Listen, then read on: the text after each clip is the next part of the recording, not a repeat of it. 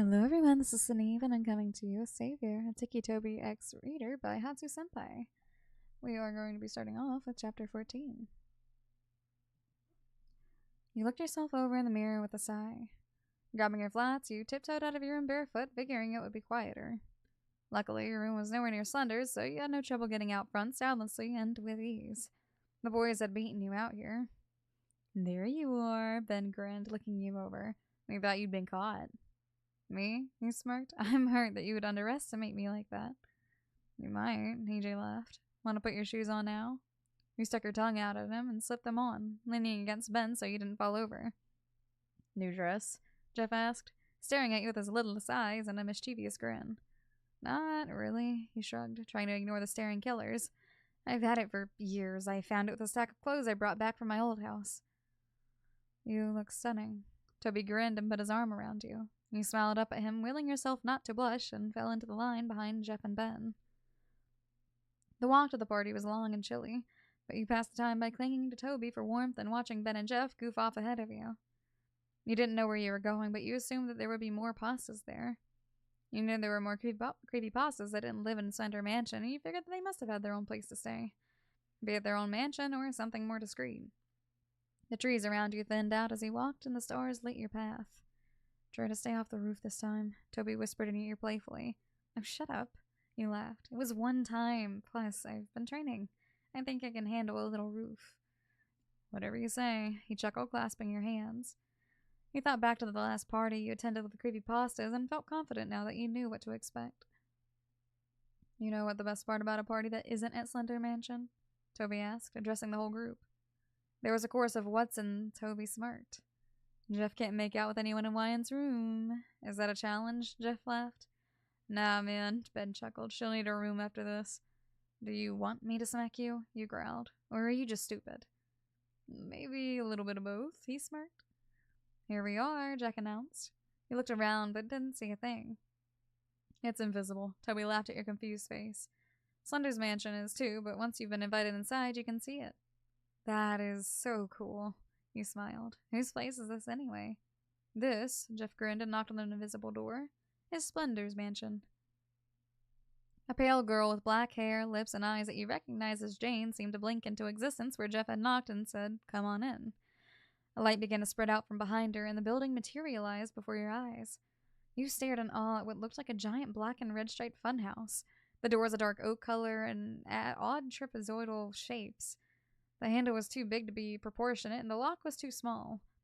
Loud music pounded from inside, and you followed in after Jack with Toby's arm still around you. The foyer was dimly lit with brightly colored candles that cast the shadows of dancing men and women on the walls. In the back center of the room sat a tall throne with a tall man perched upon it. The man stood up, easily as tall as Slenderman, if not taller. The key difference between the two was that this man had a smile and circle eyes carved into his otherwise smooth and peach-colored face. He jumped up from his throne and grinned, his voice ringing like the song of a carousel, and called, "Welcome to my mansion." He strode over to the five of you and knelt down, still taller than you, and took your hand. I don't recall ever seeing you before, he said in a lyrical tone. She's a new proxy, sir, Toby answered.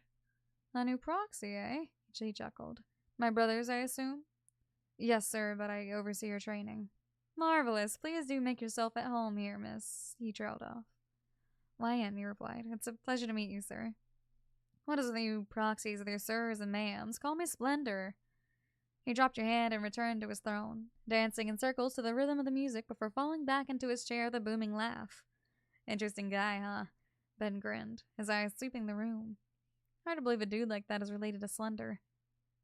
I can certainly see a resemblance, but that's it, you laughed. You should meet his other two brothers, Jeff snorted. They're a hoot.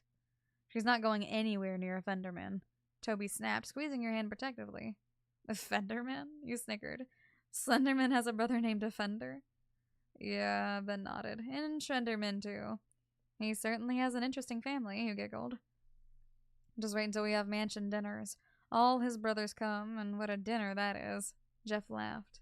Quit your yapping and let's go party, Ben shouted and ran off into the gyrating crowd.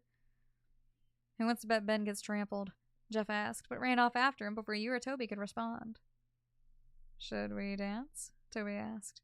Instead of answering, you grabbed his hand and dragged him to the dance floor. That is the end of that chapter. Chapter 15. Toby grabbed your hand and spun you around in a circle, laughing and smiling down at you as the music blared around you. You'd been at the party for what felt like hours, but you'd only just arrived an hour ago. You were certain that this night would last forever, and the bodies of Jeff and Eilish Jack brushed against you as they danced past you. Ben was dancing with Jane a few feet away, but you were far too focused on Toby to be interested in your best friend's choice of dance partner. I thought you didn't like to dance. You shouted over the music to Toby. Correction, he called, smirking and twirling you around again. I don't like to dance unless it's with you. I'm so flattered, you laughed. There was a very little light in the foyer, but the candles illuminated Toby's features nonetheless. You slipped your hands around his neck and stood on the tips of your toes to kiss him lightly on the lips. He stared down at you, his bright hazel eyes reflecting the dancing creepypastas around the pair of you. His goggles were pushed up over his head, pulling his messy brown hair back from his eyes. And in the pale light, he looked like an adorable child with eyes that sparkled with excitement and anticipation. He craned his neck down as he fell back onto your heels and kissed you back, fiercer than the playful one you teased him with. I could really get used to this, you said, breathlessly. Being in a room full of psychos and paranormal creatures dancing to rave music? Toby inquired with a laugh. You just rolled your eyes at him and kept dancing. After about another hour of dancing, you made your way over to the refreshment table with Toby hot on your heels. He was very persistent in his task of not letting you out of his sight. He poured you a glass of punch and handed it to you, and you sipped it quietly and scanned the dance floor for people you recognized. Jeff and Ben were in the thick of it, laughing and raising their glasses that certainly did not contain punch. Eilish Jack seemed to have hit his dancing limit and sat against the wall, his head tilted to the side as if he'd fallen asleep. Jane and Darklink were drinking off to the corner, and Darklink was clearly making a pass at her, and failing miserably. You set your glass of punch down beside you and stretched your arms above your head. And Toby slipped his arm around your shoulder and leaned down to whisper in your ear. Are you having any fun? You could call it that, he laughed, pushing his face away from your ear. He frowned at you and leaned against the wall behind you, and since his arm still went around your shoulder, he took you with him. You stumbled back and he caught you easily, ignoring the glare you shot him. There was a tall man standing a few feet away with his head down, but you just ignored him. There was an enraged shout from across the room, and your gaze shot at Jeff, who was looking like he was about to pounce on a brown-haired boy with scars on his face and the corners of his mouth. He was fiddling with his gray-striped scarf nonchalantly, his eyes challenging the slightly shorter killer. And something about the green-eyed boy's smile reminded you of Jeff himself. Not again, Toby sighed and untangled his arm from you. I'll be right back. Ben's too small to hold Jeff back. Don't let Ben hear you say that, you called after him, but he was already gone. You picked up your punch from the spot you'd left it and decided to down the rest of it before it got too watered down. Setting your now empty glass on the table beside you, you leaned back on the wall with a sigh. As you watched Toby and Ben try to pull Jeff off the smirking boy, your head began to throb. You'd been at the party only 3 hours, but you danced more than you ever recalled. The music was loud and pounding, and it seemed to echo off every dancing body in the room.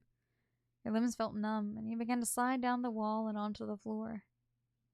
Your vision focused in and out on your surroundings, and panic gripped you. You tried to call out to Toby, to anyone, but you couldn't speak, you couldn't move. This was much easier than I thought it would be, a voice sneered.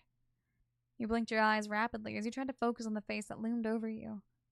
You made out a flash of bone before your vision went black. Ryan, Toby called out as he returned to the spot he'd left you at.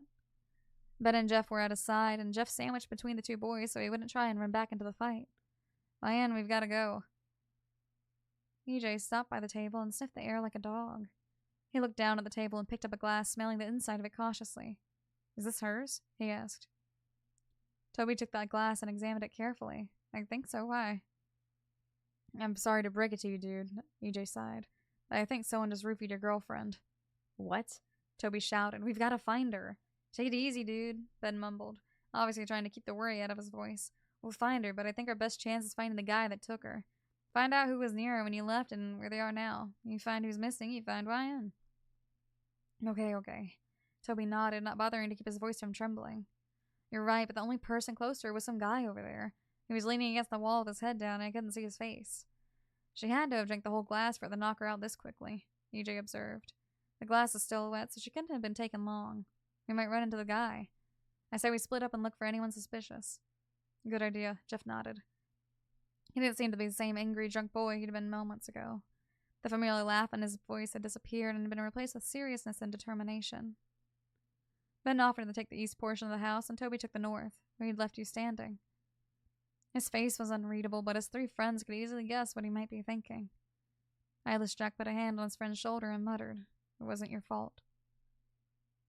Toby didn't say a word as he turned his back and stormed into the dance floor in search of the man who'd been standing in the corner. "I'm going to run back to the mansion and get Smile Dog," Jeff offered. "He might be able to help us." Ben and EJ nodded and watched him go from exchanging a worried look and darting off to search for Wine and the man who'd taken her. That is the end of that chapter. The chapter after that one is chapter 16. Let me know how you guys felt about that, and I will see you guys in the next video. And until next time, bye-bye.